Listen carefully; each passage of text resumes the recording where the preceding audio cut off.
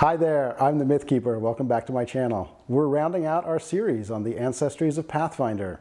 And this is going to be our final ancestry for a little while, as I'm moving on to religion, gods and goddesses next week. And this week we're talking about the Orcs of Pathfinder. And I'm not just talking about the Orcs of Pathfinder as well. I've taken a little bit of time at the top of this video to talk about the whole history of orcs and fantasy fiction, and I think this is a really cool video that you've got ahead of yourselves. Enjoy! This week we're talking about the Orcs of Pathfinder. As per usual with these videos, I like to start with a little bit on the history of the ancestry and the fantasy genre in general. And in the case of orcs, as with elves and dwarves, that path does lead back to Tolkien. However, for elves and dwarves, it's a fairly straight line from Tolkien to Pathfinder, but for the orcs, this line is much less straight. Orc design has changed in various fictional universes and games over time, and some ideas about orcs have been more resilient than others. So this time I'm going to discuss the evolution of the orc, from pre-Tolkien sources to Tolkien to Pathfinder. Let's start in the beginning. Prior to Tolkien, even the word orc was not in common parlance. In fact, it might not even have existed in English at all. The Latin word orcus meant hell, and in Italian and some other Romance languages, the word for goblins or evil spirits was orco, or orci in the plural.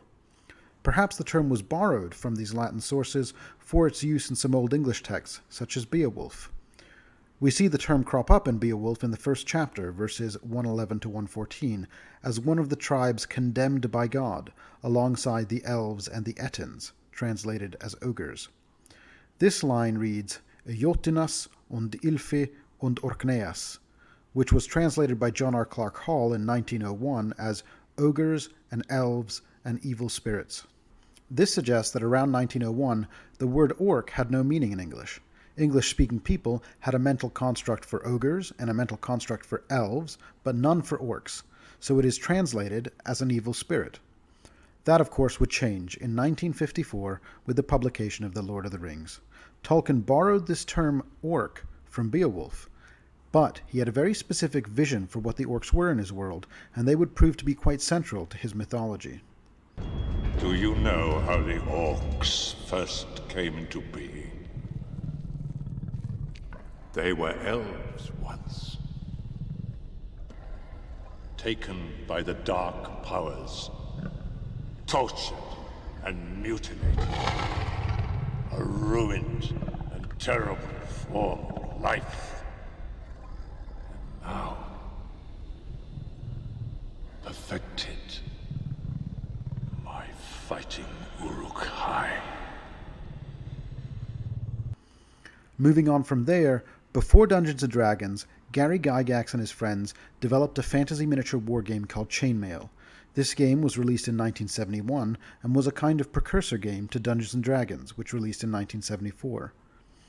Tolkien had so shifted the fantasy landscape that Gygax and team included orcs in these early fantasy games. Here's the description of an orc from the AD&D Monster Manual. Orcs have a slightly stooped posture, a low, jutting forehead, and a snout instead of a nose, though comparisons between this facial feature and those of pigs are exaggerated and perhaps unfair. Orcs have well-developed canine teeth for eating meat, and short pointed ears that resemble those of a wolf. Orcish snouts and ears have a slight pinkish tinge.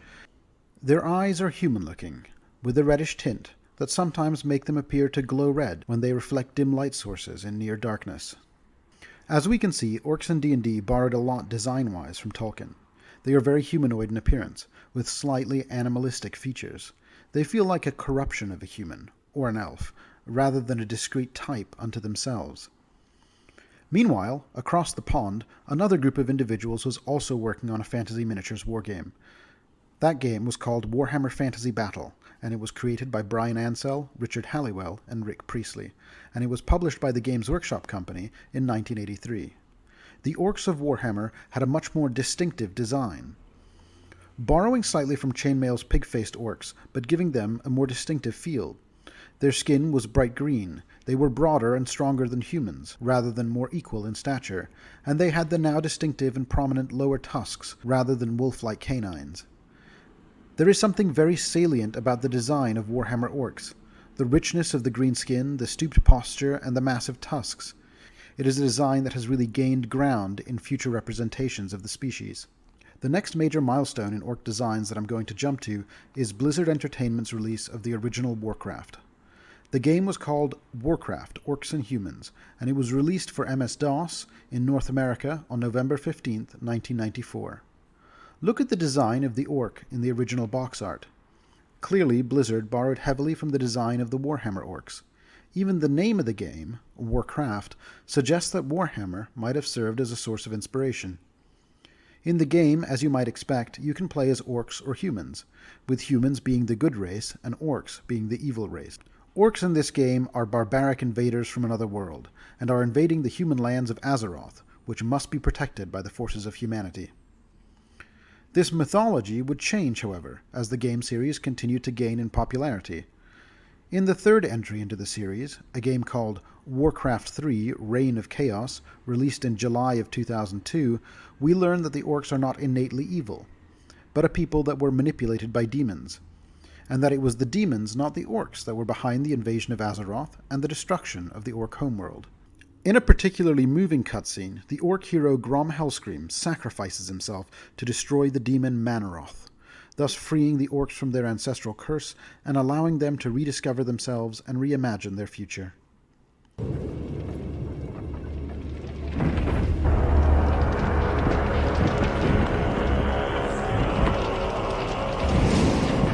A worthy effort, but futile.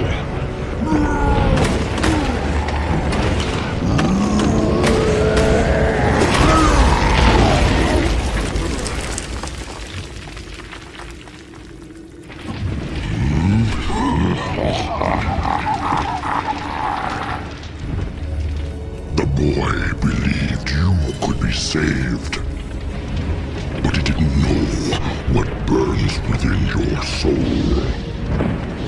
Within your heart, you know we are the same.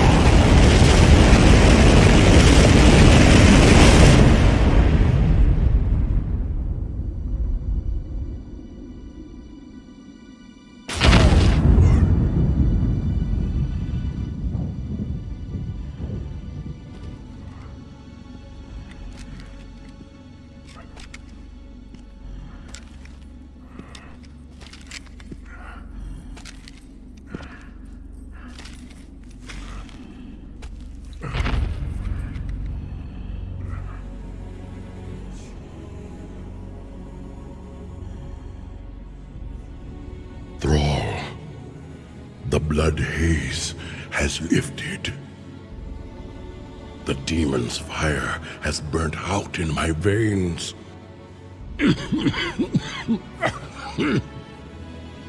I have freed myself.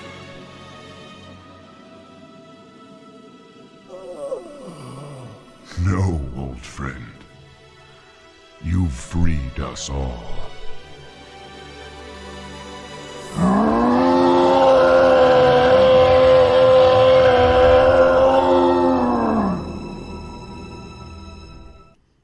By the time we get to World of Warcraft, the massively popular MMO, the concept of orcs as noble savages, who have been wrongfully cast in the role of evil monster, is well cemented in the zeitgeist.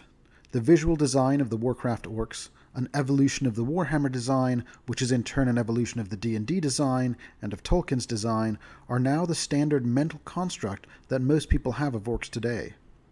When D&D released its 3rd edition in 2003, those orcs started to look a lot more like Warcraft orcs, albeit a fair bit hairier. Now that we've looked backwards, let's look to Pathfinder. The 1st edition of Pathfinder released in 2008. This is the art from the 1st edition bestiary. Note the vivid green skin, the physical size, and the tusks. This leans hard into the current and popular orc design, even more so than D&D was doing at the time. This is the Paizo team saying to its readers, "We want you to recognize this world. We want it to move with the zeitgeist. We want it to feel like your headcanon for fantasy. In the almost 15 years since that original release, Pathfinder orcs have moved more and more in the direction of Warcraft orcs. They are not just mindless savages, gathering together only long enough to destroy anything in their path before falling back to infighting.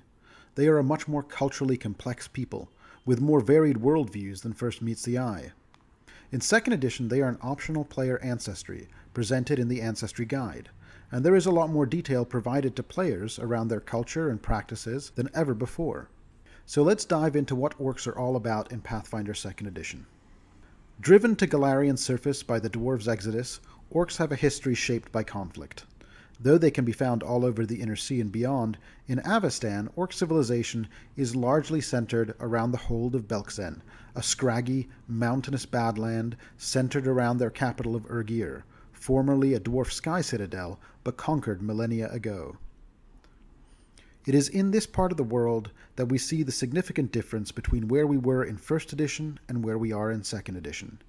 Here, around the Eye of Dread, we see the re-emergence of the Whispering Tyrant. This occurred in the last adventure path, published in 1st edition, The Tyrant's Grasp. The Kingdom of Lastwall was destroyed, and the Whispering Tyrant's undead forces now crawl all over the region, spreading their Dark Master's domain. The last time the Tyrant swept through the land, the Orcs bent to his will, and they fought against the forces of Lastwall and the free people of the Inner Sea. This time, however, things are different. The Tyrant is licking his wounds in the Isle of Terror, after an encounter with a group of heroes left him gravely wounded and his magic reduced. Also this time, the Orcs of Belkzen are properly united under Overlord Ardax the Whitehair in the capital city of Urgir for the first time in generations. A tentative alliance with the Orcs of Belkzen and the other enemies of the Tyrant began to occur in the last few years. In 4719, when the recently freed Whispering Tyrant sought to recruit the Orcs of Belkzen again, like he did 15 centuries earlier, Ardax the Whitehair mounted the envoys' heads on the walls of Urgir. Later, allied with a human informant from Lastwall, he led the Orcs to victory in the Battle of 9 Broken Skulls, when the Tyrant sent an undead army to subjugate them by force. After that battle, for which he had united the different orc holes, all accepted him as their overlord. Avestani orcs do not wish to be made servants again, and they are now poised to make allies instead of enemies. Only with the help of the orcs can the alliance of humans, elves, and dwarves around the Eye of Dread ever hope to defeat the great enemy.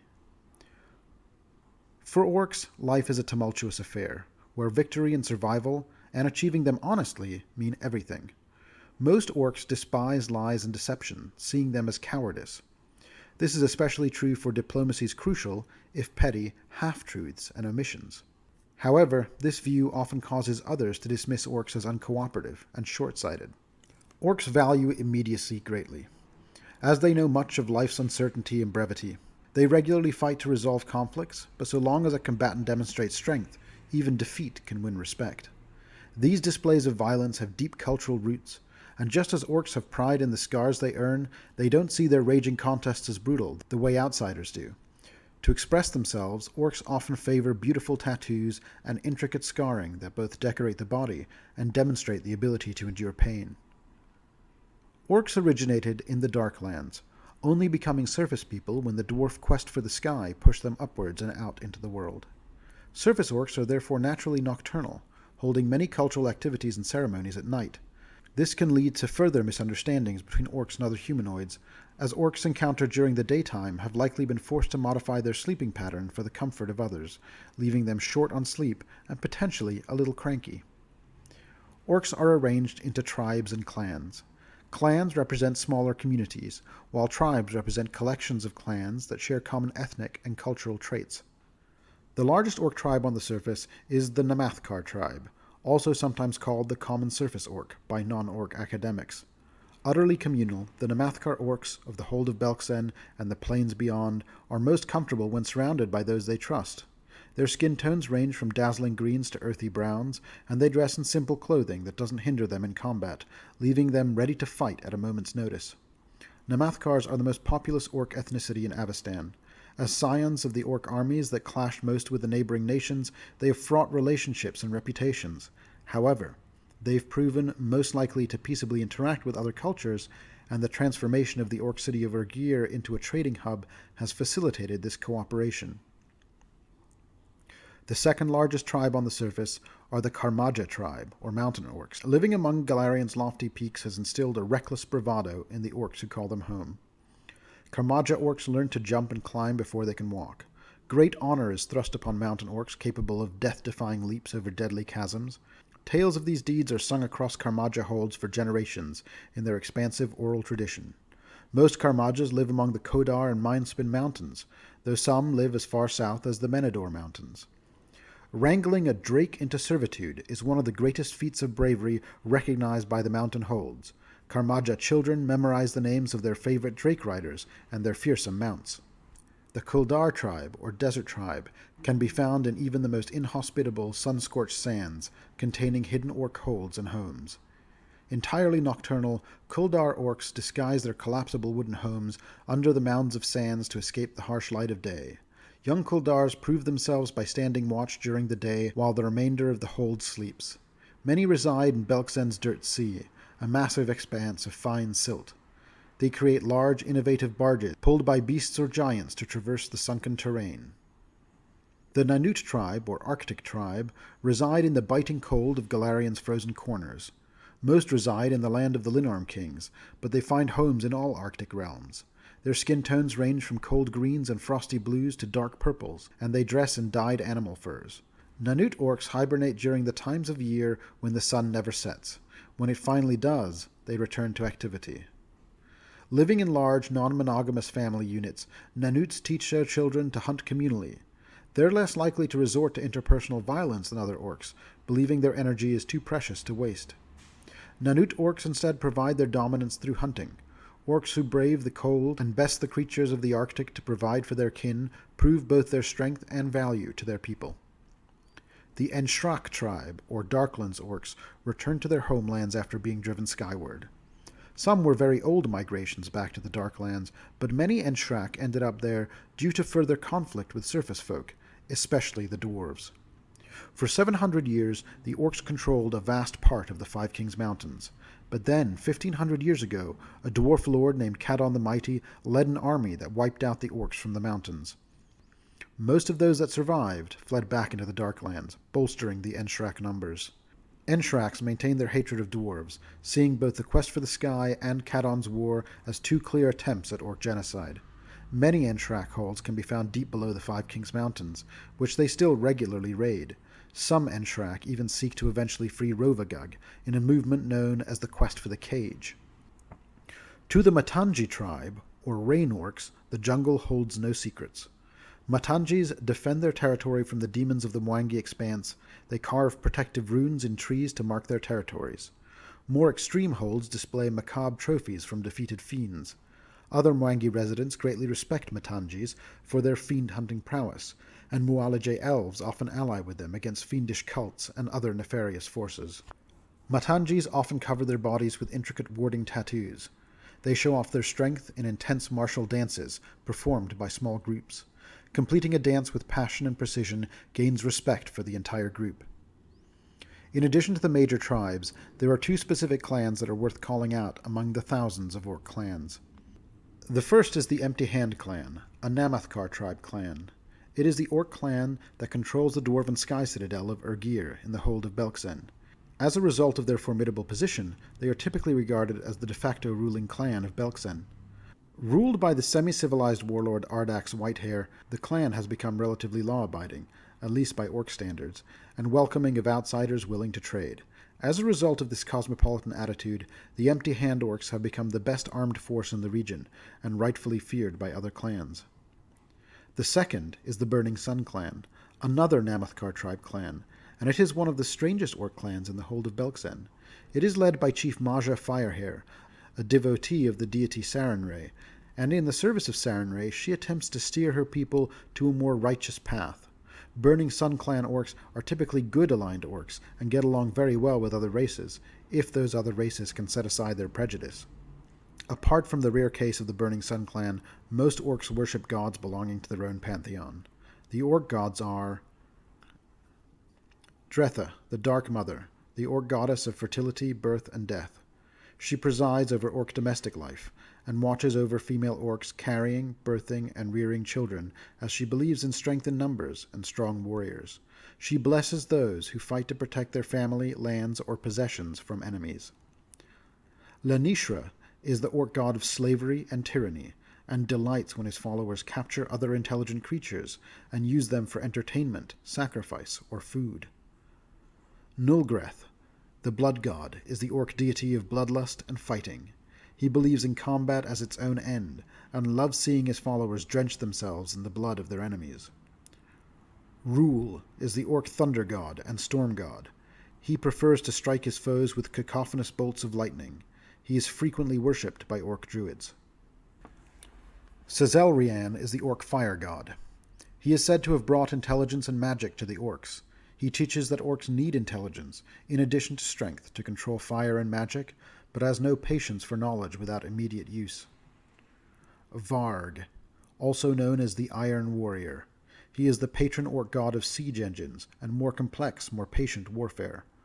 Varg was once seen as the least orky of the orc deities, but as orc culture has become more complex over time, more and more orcs are recognizing the wisdom of Varg's methods. Verex the Despoiler, the orc god of lust, devastation, and pillage. Whereas followers of Nulgreth simply seek the deaths of their enemies, the faithful of Verex seek to destroy them wholly, taking all they once had and pillaging the rest. Zagresh the Destroyer. Zagresh is said to be the eldest orc god, who represents their primal nature, before they learnt the ways of technology and magic. A nihilist at heart, Zagresh desires no glory nor power. He fights to survive, and leaves nothing alive that may threaten him in the future. In many ways, Zagresh and Varg are antipodes, one representing orcs as they were, and the other, orcs as they have come to be. Finally, I want to touch on a few settlements across the Inner Sea where orcs live side by side with humans. In the Whisperfall region of Belkzen is a predominantly human settlement called Freedom Town. About a third of the population here is either orc or half-orc, and they ostensibly get along well with the predominantly human population. Further south is the town of Trunau.